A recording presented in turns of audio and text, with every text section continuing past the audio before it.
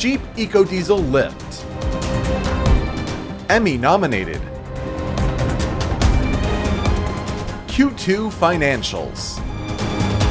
All right now on FCA Replay.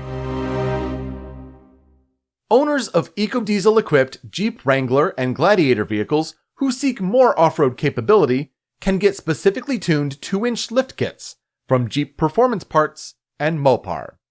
The kits include larger 2.5-inch diameter aluminum body Fox monotube shock absorbers, specifically tuned coil springs, longer front-lower control arms, and heavy-duty bushings.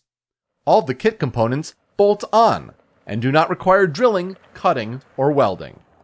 The kit carries a suggested retail price of $1,495. The JPP Wrangler lift kit is available now, and the JPP Gladiator kit will be available in late summer.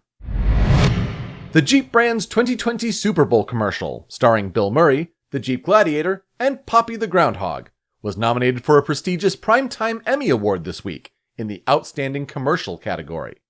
Murray reprised his role as Phil Connors 27 years after the 1993 film Groundhog Day. In the ad, Connors enlists the help of the Jeep Gladiator as his getaway vehicle, significantly altering his days for the better.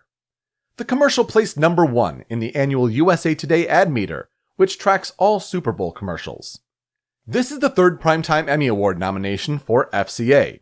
The Chrysler brand won a Primetime Emmy Award for its Born of Fire Super Bowl commercial in 2011.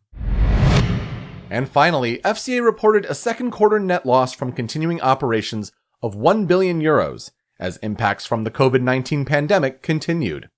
Revenue totaled €11.7 billion, and available liquidity totaled €17.5 billion as of June 30th.